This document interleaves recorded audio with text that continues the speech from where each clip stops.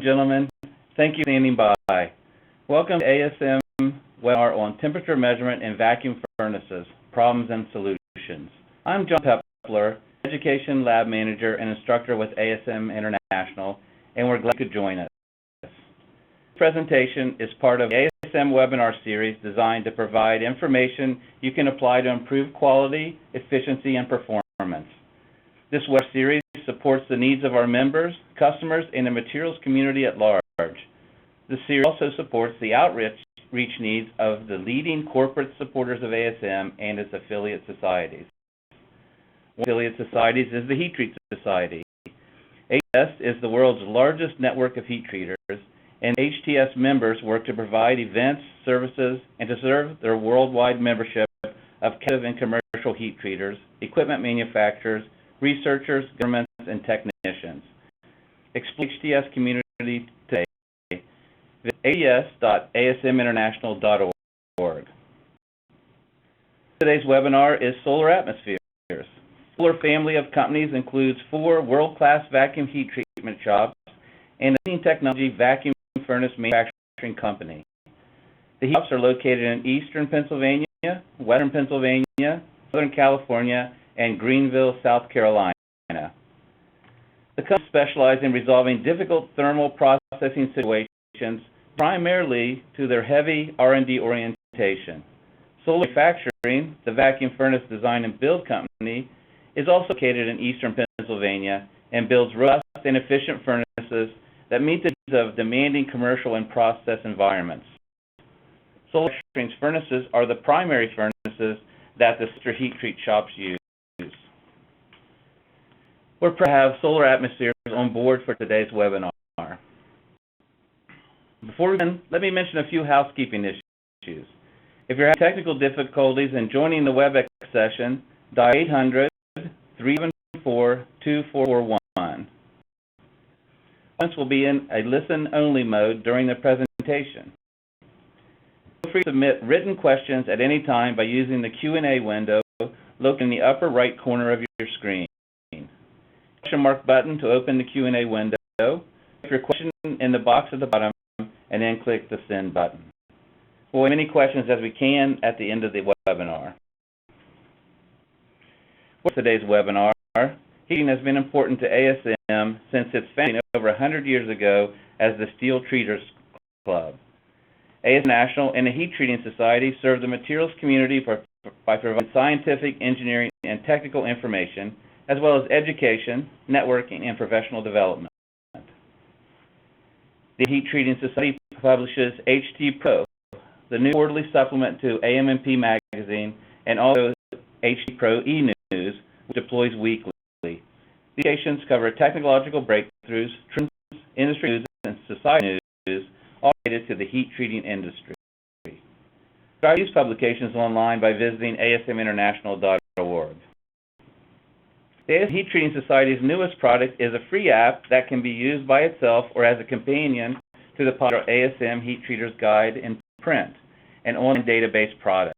It's available at the Apple and Android app stores online.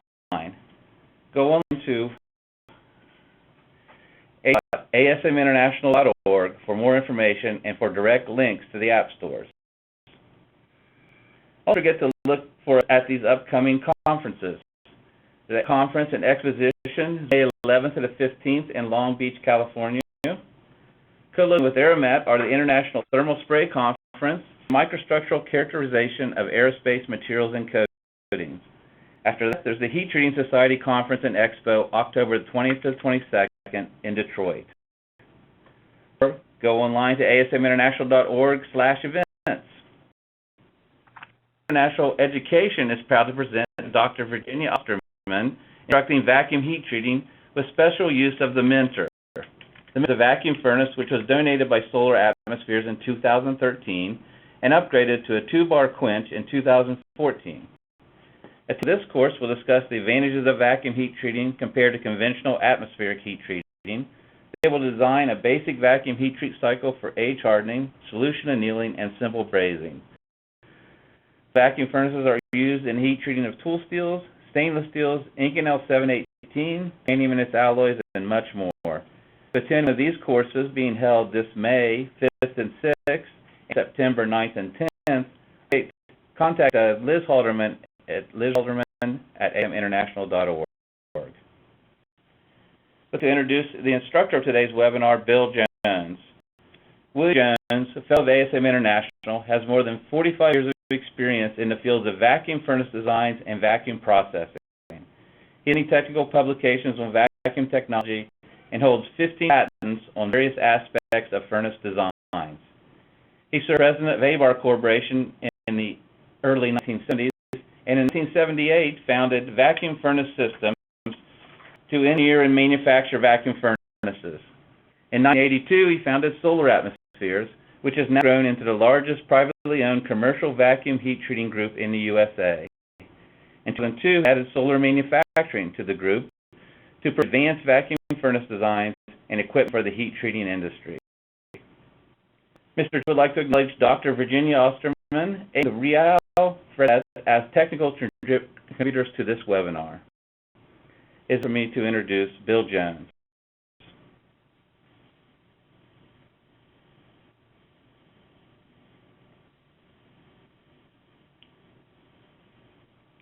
Okay, thank you very much, John, and to which is around the world. We want you, and I hope warmer than we are here in the greater Philadelphia area, and are completely snow-covered and have been for about a month.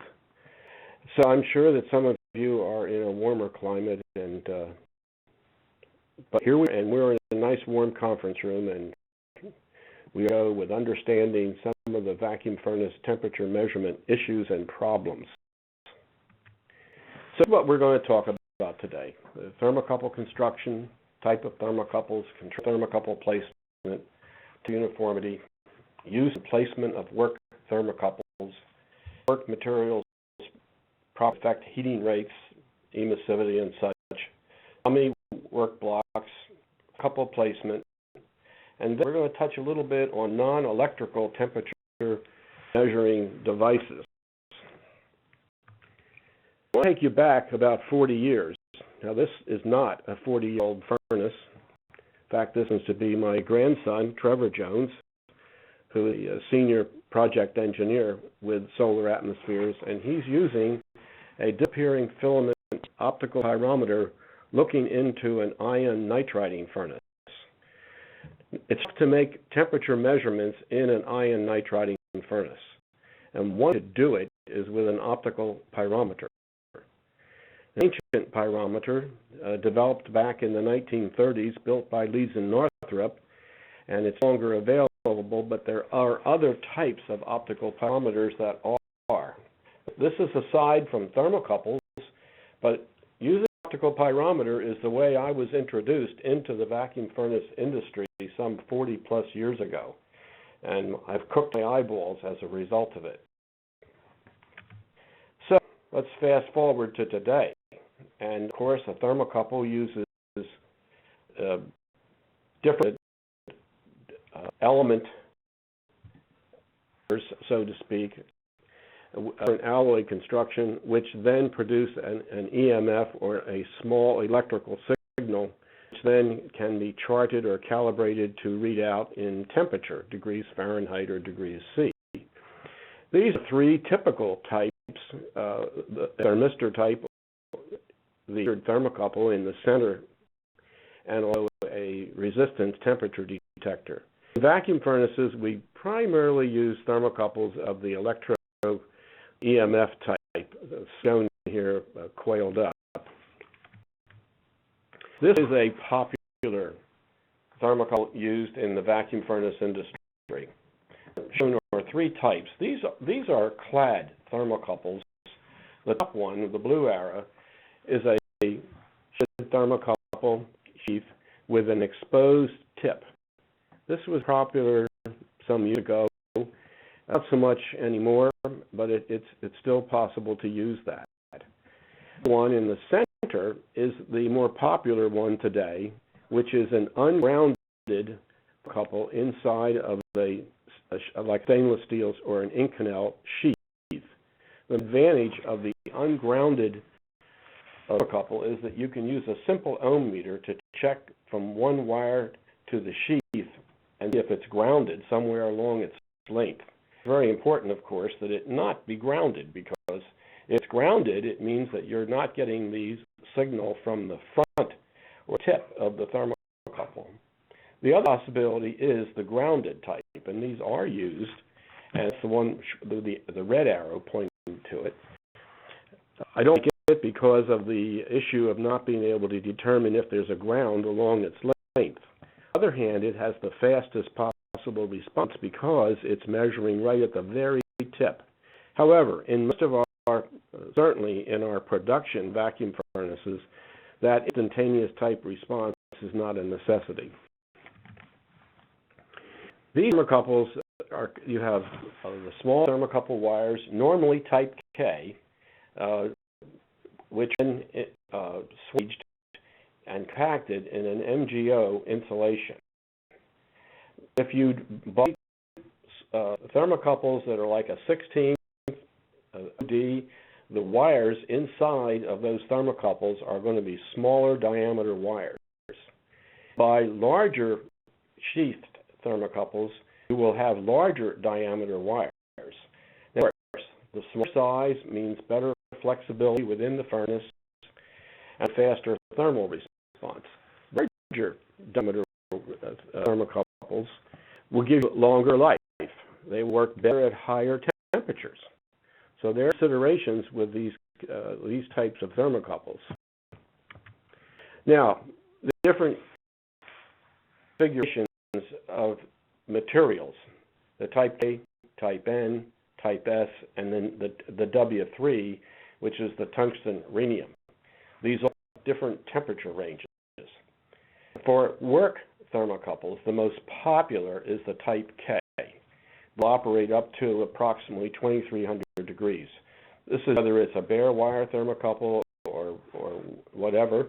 And then the type N, which is a better thermocouple today, better accuracy, and it's becoming better accepted in the commercial community, and probably in another few years will become the standard as opposed to the type K. The N principally is more accurate, and it does not age as quickly as a type K. Type S, platinum thermocouples, are normally used for the control thermocouple applications. They're not used for work thermocouples, the type K and the type N. The tungsten rhenium are for the much higher temperature furnaces, and they are generally used for control thermocouples, which we'll show you some pictures in a moment. However, I want to point out the platinum thermocouples, particularly if you use a bare wire type platinum thermocouple, which some people do, work very badly with graphite, and you destroy platinum thermocouples within a graphite furnace very quickly. And you do that. Platinum likes to be run in air, and you'll see that in a photograph coming along. There it is. These are typical control thermocouples, which are using type S internal thermocouple wires. So you've got platinum rhenium wire inside of a ceramic tube, and the ceramic tube is normally high P alumina, about 9.8 or something like that. And this inserts down into the hot zone for control. Usually we push them somewhat past the heating elements. For temperature applications, we will use the type B thermocouple, which will go up to about 3,200 degrees Fahrenheit, where the type S thermocouple is properly limited to about 2,800 degrees Fahrenheit. However, the most important thing I want to point out is that the platinum wire inside is actually in air, and the outside of what's preventing the vacuum is, you'll see it in a moment, in the vacuum gland. The vacuum environment is external to the ceramic. So it's very important on the couple that the head of this thermocouple be properly sealed, because platinum is in air, and outside of that ceramic is in vacuum.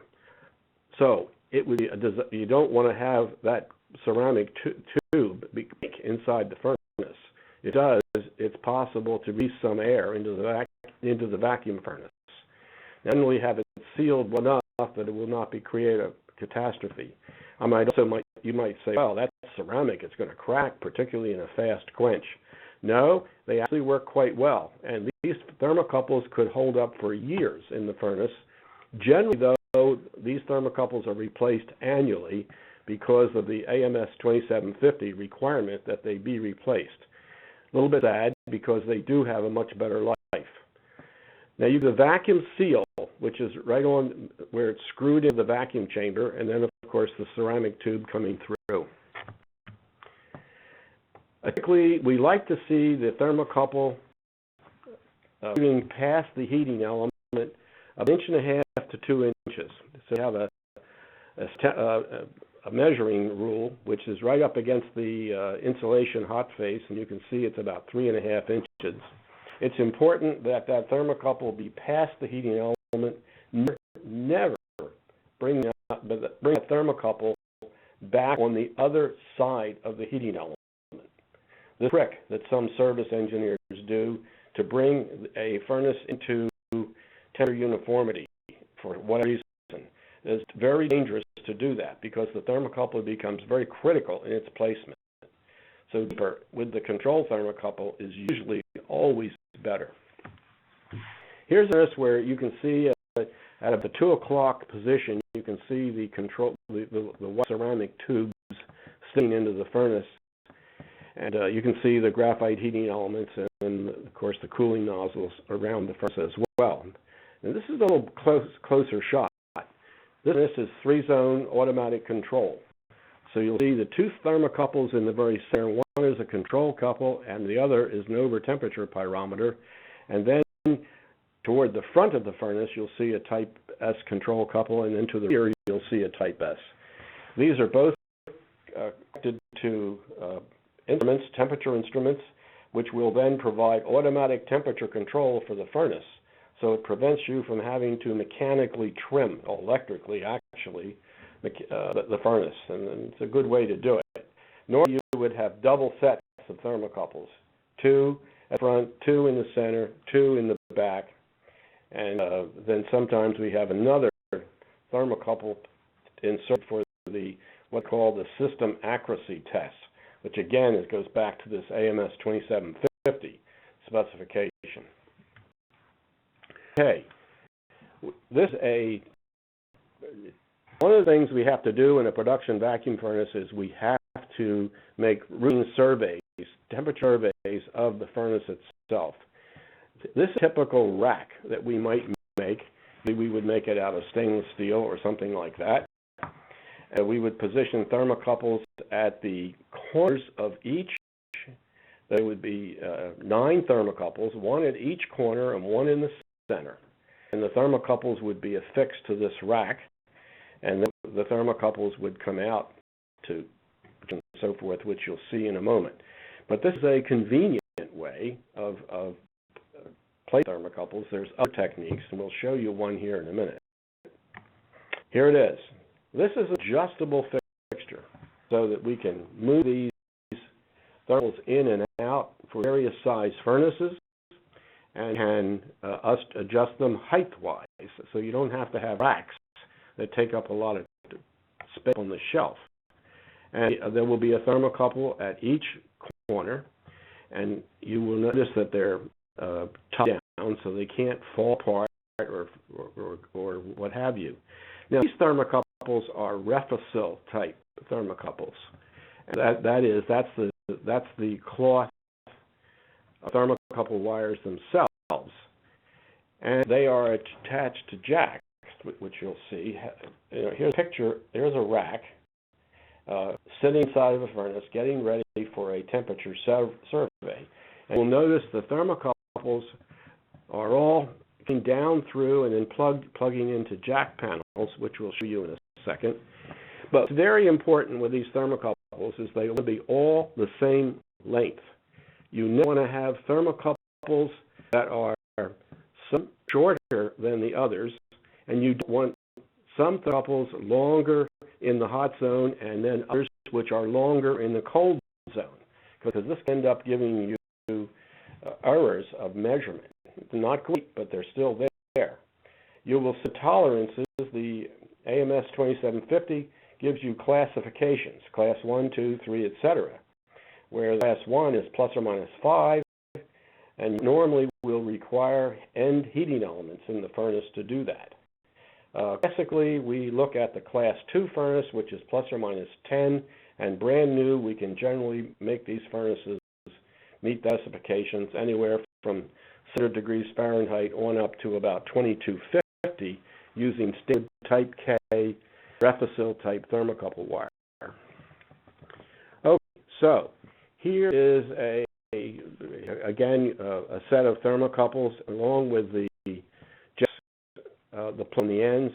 This is just getting ready before you put them in the furnace. A comment about these plugs. These plugs have to be temperature type. Now these will take up to 1,000 degrees Fahrenheit outside the hot zone. Lower temperature plastic plugs, if you use those, you'll be sorry because they will melt. So you must use high temperature jacks. Okay, here are 3 types of thermocouples. These are type K wire, and they are normally engaged a thermocouple wire type K with the Refacil insulation. The one on the left is Refacil, and you'll notice there's an at the verb, and then the wire is very tightly twisted. You have to have a minimum of a ½ inch twist on the tip. See the one on the bare wire, and then in the center, Refacil with a stainless steel mesh. This gives the thermocouple a little better life. So the thermocouples will not wear out from abrasion and so forth. On the right, you're looking at a 1/16 OD, as we discussed earlier, thermocouple sheath. It's bent up a little bit. It's in a furnace, obviously, and what happens. However, it will work quite well. The life of a 1/16 inch thermocouple show is not as good as the heavier gauge wires. The heavier gauge wire you use will always give you better life. However, it all depends on the temperature application. Many times we're running parts at 200 or 14 or 1600 degrees Fahrenheit or thereabouts, and we'll get excellent life in almost any one of these couples. Okay, one of the problems with Refacil is it tends to be hygroscopic. Now, that's a problem. If you have your thermocouple sitting out open in the air, it will de-vacuum. The Refacil insulation is good up to about 2250. The same thing is true with the stainless steel mesh. Here it's somewhat hygroscopic, but it is somewhat more durable. This sheath, of course, is non-hygroscopic because it's sheathed, and it's a better thermocouple, more expensive. It's what you're trying to do. We talked about the thermocouple type application, I think, in this chart. You can see this at your leisure, and we will go on to the next one. Again, we've talked about the most common type K thermocouples and the type N, and at various temperatures. And so, okay. Now, this is an area I'd like to talk about just a moment, which has to do with the jack panel itself. Now, you'll see the plugs plug into the jack panel. And I think we have a close-up of this, don't we? Yes, here we are. Now, this is a close-up of the jack panel, and you notice there are something like probably 9 thermocouples plugged in for a say, or even possibly for say, or whatever. But you will notice on the right side there are plugs plugged into the jack panel, which are dummy plugs. The purpose of those dummy plugs is to prevent metal vapors from getting across the face of the jack panel. Metal vapors condensed across the jack panel from residual evaporation in the furnace, even though it's outside the hot zone, can cause significant errors, and that you do not want. Thus, the plugs. Now, that jack panel must also be rated for high temperature, and this particular type is 1,000 degrees Fahrenheit, and you can kind of tell by the color that orange color usually indicates that. Now, coming out of the furnace, the wires have to come through vacuum glands. Now, this is an older feed-through gland that we use, and it was some of it like an octal plug arrangement with O-rings and so forth. You can also use something called Conax glands, which are difficult to put together and make. These wires go through the vacuum wall and go over to that jack panel, generally. In the old days, we used to take the wires right through the Conax gland and connect inside the hot zone. And of course, that was a real bear, because if you changed the thermocouples, you had to rewire that whole gland, and you have developed vacuum leaks, and this was a troublesome spot. So this type of a feed-through eliminated that, but this picture I'm going to show you, this one is the one that's been most accepted today. Now there are 12 wires inside this black cable, wire harness connected to this thermocouple gland. That is a hermetically vacuum-tight gland. And so it has wires about 3 feet on either end of it that go right through the potting. The wiring inside connects over to the jack panel, and the wiring on the outside goes to this black box on the top. And this is a very convenient way, and it's the way most of our vacuum furnace manufacturers today are bringing wiring through for work thermocouples. Thermocouple placement is very important, how you place thermocouples into the furnace. I'm going to try to show you some do's and don'ts. Okay. Now, look at the furnace control thermocouple where it's following the temperature ramp and coming to temperature. Okay, you'll notice a thermocouple that's just laying out on the surface of a part comes up much further, of course, but not as fast as the control couple. The one that the thermocouple in blue, which is in the core of a part, comes up the slowest. And of course, what we're interested in is soaking the part out completely. So, the placement of thermocouples is exceedingly important. Running a vacuum furnace blind, without work thermocouples, is a disaster. You'll never know where the part temperature really is, and you're guessing if you don't use work thermocouples and then record them properly on a record chart. Typical load of tubing, and you'll see we have the thermocouples which are placed deep in the core, so that we know that these cores of brass are being thoroughly soaked out for annealing. Loads here these are more difficult loads to see. For instance, you'll notice the picture. I'm not exactly, Jenny, do you know what that is by chance? Powder. It's powder. This is a powder, really it's nano powder that we process. And you'll notice we've got the thermocouples down in the powder. If you don't have your thermocouples down in the powder, you will absolutely kid yourself on the temperature.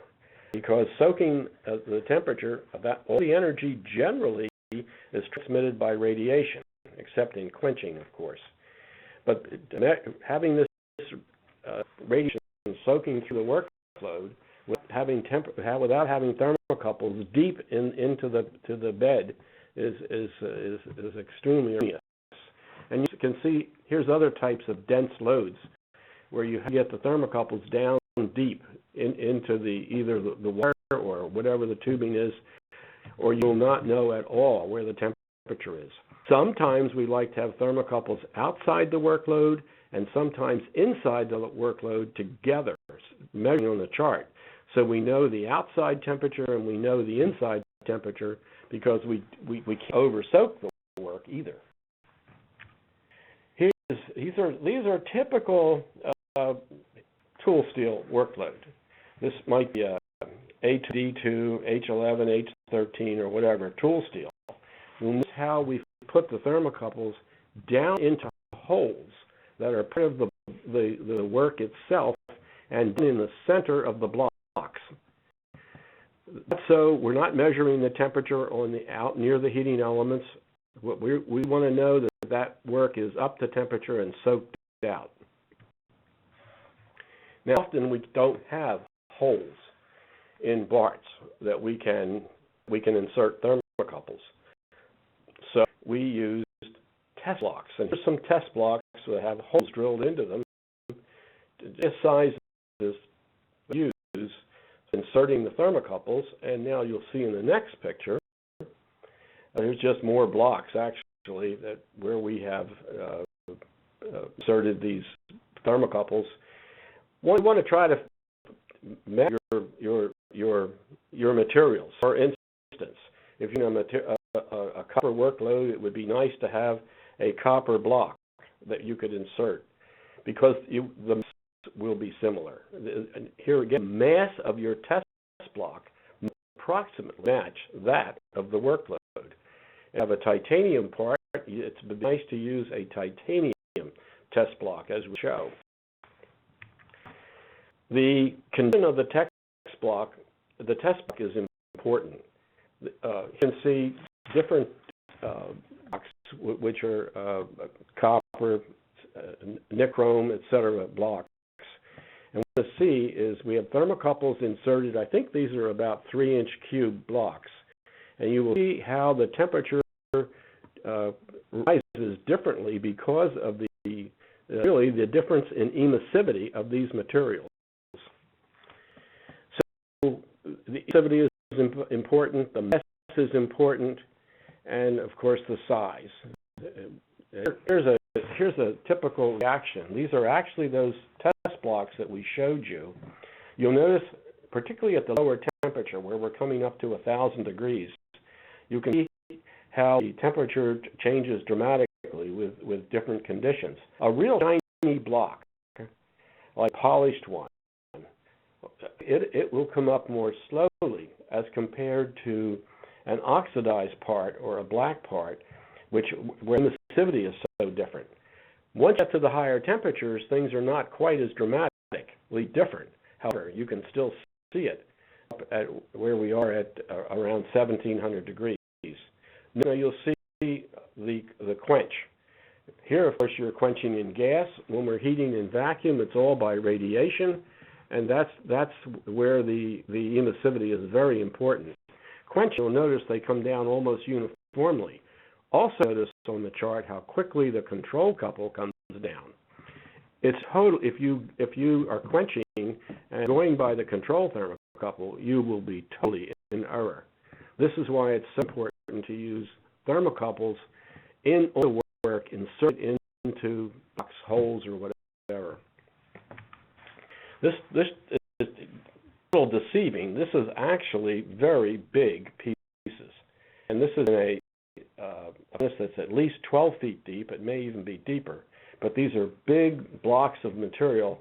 You will notice a test block in among the work with thermocouples down into it so that we can see where the temperature is. Now, the block is not quite the size of the others, but it's pretty close. I also say it might be better to have that test block buried deep in the center rather than out near the edge. But that's the way this particular one was run. These titanium wing flaps, and each one of these wing flaps, this is fairly big. This is a 24-foot deep furnace, and there are thermocouples in a test block seen right directly on top of each piece, and that required sometimes even more. This is a full picture. This is a superconducting coil, which we did a few years ago. It's fairly implemented, as you can see. We have a very slow heating rate, a soak at temperature, and then a very slow cooling rate on a superconducting coil. And you can see the thermocouples that are all over it. It's actually in the furnace for 7 days. So you have to track the temperature very carefully. Now, this is an interesting thing. These conical-shaped pieces are actually plastic, and we're running these at a relatively low temperature. Now, this is an example of a potentially dangerous situation where we have a big, heavy test block in the center of the furnace. Then we have these plastic pieces spread around. Obviously, if we went by the temperature of that big massive test block, our outer pieces are going to come to temperature much quicker, and that could be a disaster. We could damage them, possibly even melt them. We don't heat treat plastic very often in our vacuum furnaces, but do it. But the main thing I'm trying to point out here is mismatching of masses is a dangerous thing. All right, so the conclusions, using dummy blocks. We've talked about radiation, we've talked about heat, we've talked about loads of materials and conditions, and things take longer to reach to the desired temperatures, and the necessity of having these thermocouples deep in the workload and some on the outside and so forth. Here are common problems with work TCs.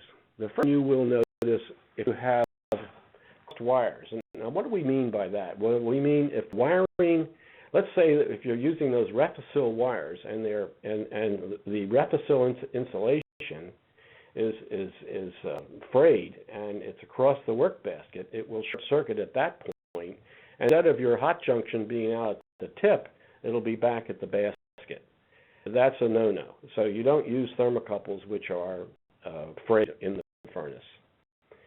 You can screws where the thermocouples have not been assembled right. We like to use one person to assemble our thermocouples in each plant. We don't use operators to do that. We have somebody who has been trained to do it, and the thermocouples are properly twisted at the end, they're properly screwed, and so forth and so on.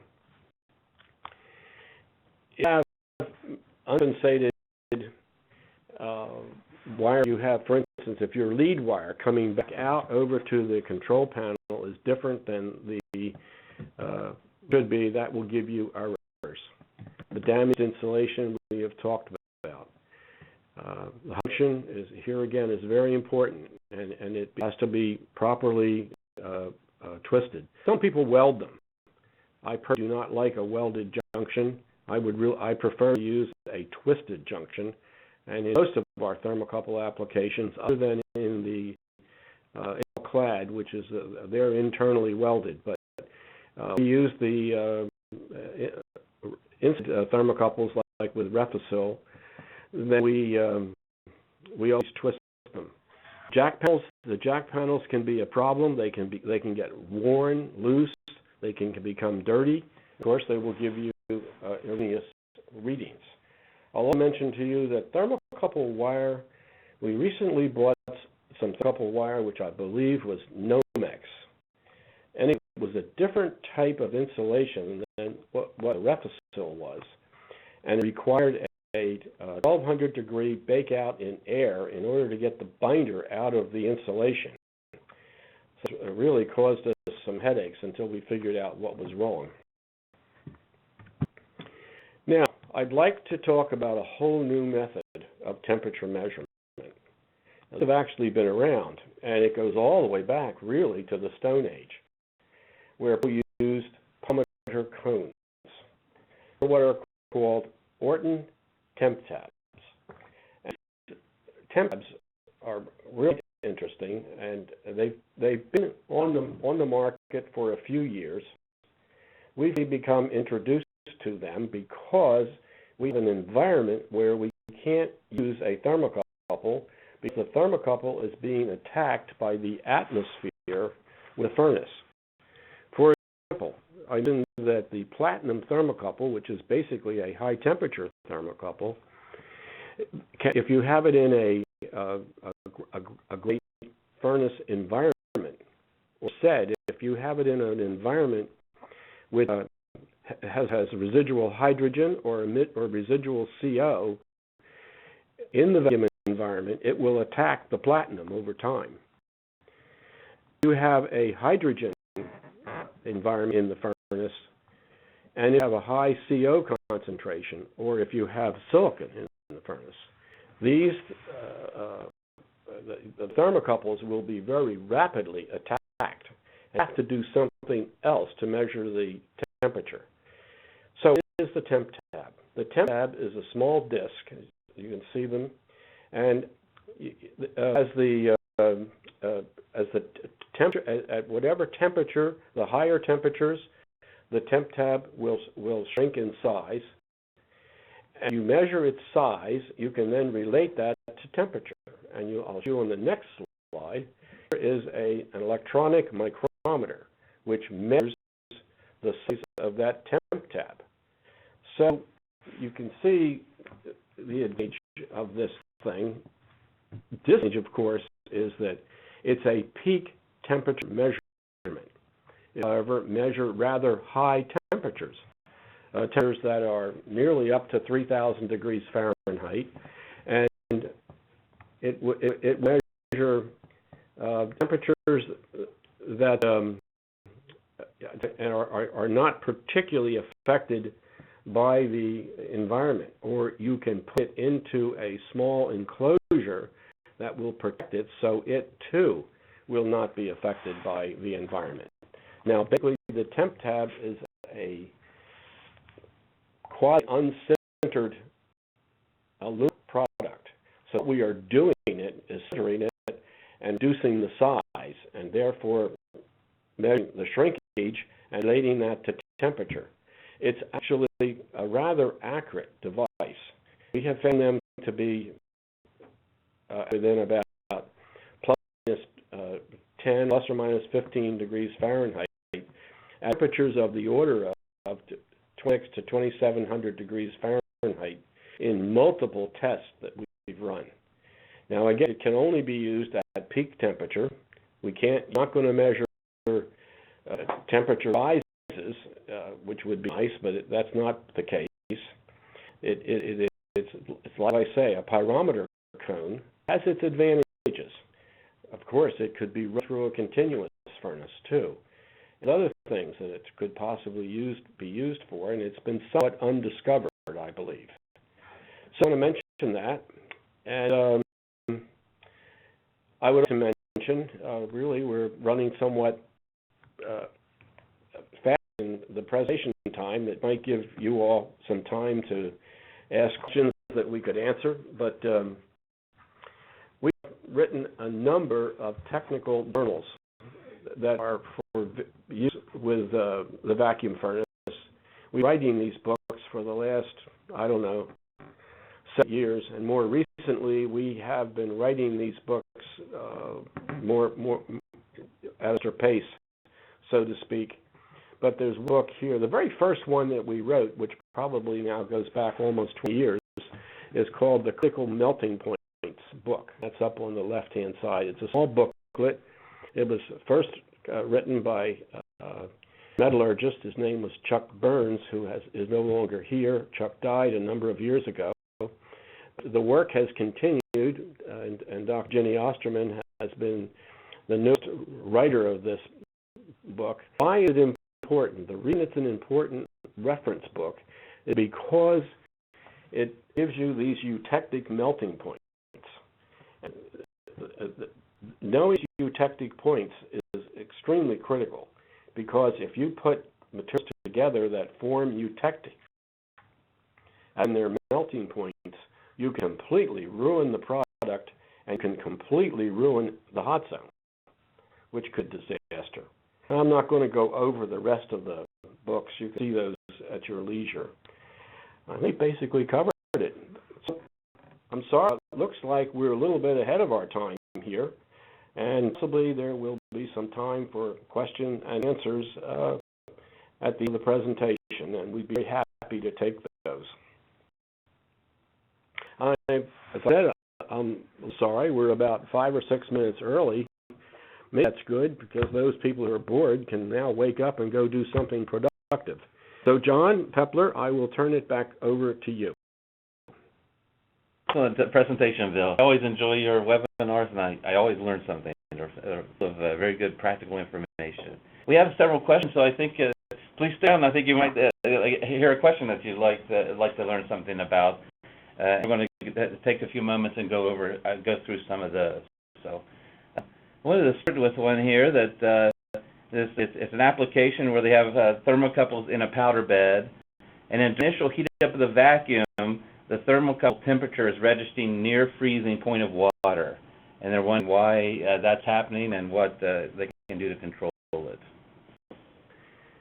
You've had that experience. Actually, you experienced this problem when you first pumped the furnace down before you put heat on the furnace. So you have the thermocouples down in a powder bed, or maybe you have it in a bed of other materials, and you notice that the thermocouples are dropping in temperature in heat on the furnace. And you can't say, well, maybe we've gotten the thermocouples connected backwards for some reason, and what is going on? It's a simple answer. There's moisture in the bed, or there's moisture in the product, and when you pump a vacuum furnace down that has water, moisture, it happens is the moisture evaporates, and the energy of evaporation, if you want to call it that, will cause the temperature to drop. And in fact, it can actually drop below the point. We've seen temperatures as low as 2,800 degrees. Now, well, obviously, you can maybe run the furnace in partial pressure and put a little heat on it. You can bring the temperature up and dry things out in rough vacuum. You won't be in high vacuum. Another interesting point about this is if you take a small quantity of water, like maybe 20 or 30 cc's, and you put it into a small crucible or whatever, and set that inside the vacuum furnace and pump it down, you will turn it to ice. You will freeze it. And most people don't believe that, but if you feel like trying it, try it, and you will freeze. You will form ice just from pumping down and evaporation. So that answers that question, John. Great, thanks, Bill. The next question here is to when we were talking about the life of the control thermocouples, and the question is, why does AMS 2750 have a requirement for replacing control thermocouples? Well, very good question. I think you'd have to have, I'd love you to ask that question to the ASME people who wrote the spec. I didn't write the spec. They did. I think the fear is, I think the fear is that the thermocouple could possibly drift, age, and why they've done it. And they're an expensive thermocouple, but people run specifications don't often care about what the cost is to a user. They're more interested in seeing that the temperature is absolutely right. And by the way, they don't want to see airplanes falling out of the sky due to improper heat treatment. So, next one is the variable rack manufactured by Solar sparked some interest, and they're asking if those are available for sale and what material they were made from. No one has ever asked us to sell them. We only have made them for our own use. I suppose we could sell them. It would send us an email, and we probably draw them up and offer them for sale. I never thought of that. Thought of it anyway. They're made from standard 304 stainless steel. They're made from other materials for other applications, I suppose, but it's a simple device. They were designed by one of our people here. His name was Mike Moyer a number of years ago. Mike is now our sales manager for Solar East. And, he came up with that design in order to get away from those racks. That's a nice question. Thank you. The next question I've got here is that, can you elaborate Further, on the survey thermocouples needing to be the same length, what's the reasoning behind that? Well, the reasoning behind it, if you read any of the technical papers, thermocouples, which by the way is quite it's an exhaustive study on thermocouples. They will tell you that the thermocouple wire itself is not necessarily uniform metallurgically.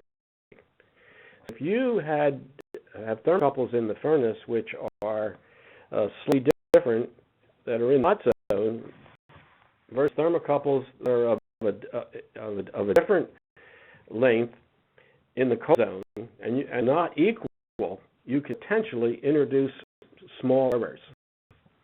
Now, normally one wouldn't be terribly concerned because you could say this might only shift the temperature 1 or 2 degrees.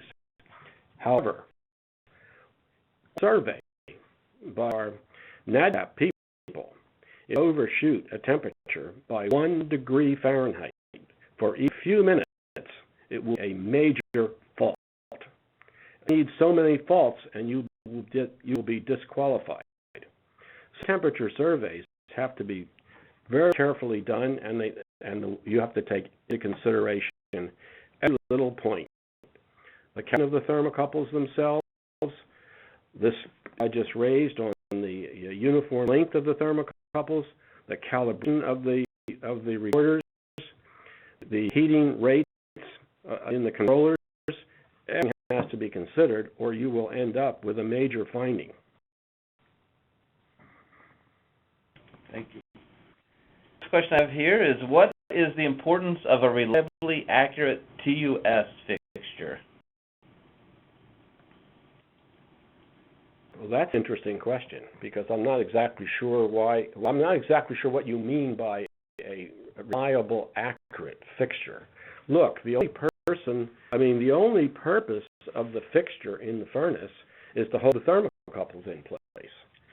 You don't want the thermocouples to fall away from your where you want them. Frankly, a more important question is how you position the thermocouples on that fixture. You want to use a little bit of sense positioning the thermocouples on the fixture. Most of the fixtures are going to stand up. I'll have to tell you that in the past we built some of those fixtures using ordinary or rolled steel, and took them up to higher temperature and had them droop. That was a real disaster. So you can't be cheap about it. You really have to use at least 304 stainless steel. I think earlier someone mentioned the possibility of using graphite materials or the new CFC materials. That's a bit of an overkill myself personally. I think but there again, it all depends on the temperature you're going to. But proper positioning of the thermocouple on fixtures is very important. And I'll just give you an example of that. You don't point a thermocouple at a heating element. You want to point the thermocouples into the hot zone wherever possible. You don't want to point a thermocouple is somewhat like an eye or an ear, and it'll respond to what it is looking at. So if you have a thermocouple pointed at a cold spot, it's going to measure something colder. If you have it pointed at a hot spot, it's going to measure something hotter. So very important to look at those thermocouples, the way they're positioned, and also make sure they can't shift. These Refacil type thermocouples, in all of our pictures, you see that they are kind of drooping and they're longer. Why? Well, if you take thermocouples and they're too short, they actually shrink. And your thermocouples can pull right off of the racks if you don't allow for shrinkage in that thermocouple. These are the Refacil type thermocouple. Sheet thermocouples are not subject to that. Okay, great. So here's a question about heat of titanium of 1800 degrees Fahrenheit, and asking that they only have stainless steel dummy blocks.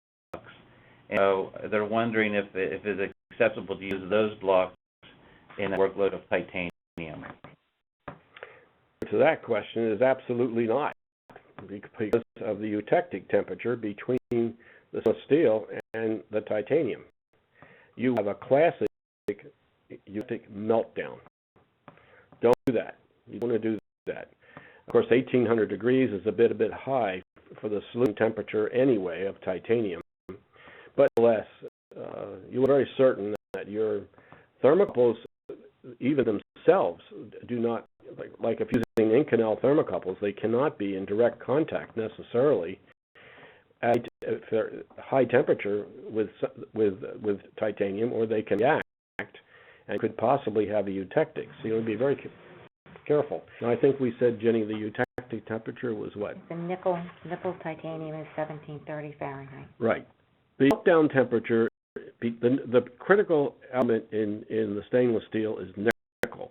And nickel titanium eutectic is 1730. 730 degrees Fahrenheit. So if you have 1740 degrees Fahrenheit, you are going to have a meltdown, just like putting solder against a soldering iron. Got it? Thank you. Here's about, do you have any comments or concerns on the use of infrared technology to replace work thermocouples? It's a great question. You saw us looking into our ion nitriter with the Leeds and Northrop disappearing filament optical pyrometer. That is a near infrared pyrometer. And it will only measure temperatures over 1,000 degrees Fahrenheit approximately, because that's 1,000 degrees Fahrenheit is the line of division between something that is radiating as a black body as opposed to above 1,000 degrees Fahrenheit, where it's radiating in the visible range. It's a great thing. If you can do a furnace and you see that it's dull red, it's over 1,000 degrees Fahrenheit. If you can get into a furnace through a sight glass and see that it's black, it's below 1,000 degrees Fahrenheit. Now, there are newer and better infrared pyrometers on the market today that will measure temperature. However, you can't measure deep into a workload with an optical pyrometer. The other problems with optical pyrometers is the sight glass. The sight glass will become coated with metallic materials, which reduces the transmission of energy to the optical pyrometer. The problem that will cause the pyrometer, whether it's infrared or what, to become a potential error. Now, there are newer 2- and 3-color type pyrometers that correct for this. I have no experience, but there are people who make such pyrometers. I think Ircon is one, and that's just one that comes to my mind, and there are some others on the market. And I have to do a little Googling, I think, to find them. But how many? Look, we have to make measurements of at least 9 thermocouples. Or do have 9 optical pyrometers around the furnace. We have time for one question. This one's a pretty specific question, so I hope it's a good one to end on here. But says we have 4 platinum thermocouples that have tantalum sheathing, and we end them up to 2350. This damaged all the sheathings in one of the thermocouples. We had graphite and tungsten powder in the furnace. And we're looking for what might have caused that. I don't think this is eutectic, is there, between tantalum and tungsten? Well, one thing would be to see if there was a eutectic. I do not believe there is. I think, I know darn well there isn't. I do not believe there is a eutectic between tantalum and tungsten, so that should not have damaged the but was that bare wire, or question again real quick? It looks like it's sheathing, so it's tantalum sheathing. Oh, it's a tantalum sheath. I don't think that should have damaged that, except for maybe there was well, yeah, like Dr. Jenny mentioned, if they were trying to hydride. If there was any hydrogen. You cannot have any hydrogen in the presence of titanium. It'll ruin the thermocouple. So that's a possibility. Maybe there was either residual hydrogen in the tungsten powder, or possibly they were trying to reduce. I don't know exactly all that they were doing. I'd like to know more about what they were trying to do. We've quite in another application have had similar issues with tantalum and or molybdenum, but it's in a different environment than a tungsten atmosphere or tungsten powder, and it's really sort of a confidential thing that I'm not prepared to talk about. But more about what he was trying to do or she was trying to do, and maybe we could help them. Okay. Well, thank you. Real quick, if you use aluminum tube in there and then slide your tantalum thermocouple inside that'll solve the problem. Great. So, unfortunately, we don't have time to answer all the questions we received, but in a few days, all the participants will receive an email with further contact information. This talk did quite a questions, and I'm sorry we couldn't get to all of them today. And you to complete a brief survey that will appear on this screen. With your, we can continue to provide webinars with high-quality, practical information that you can use.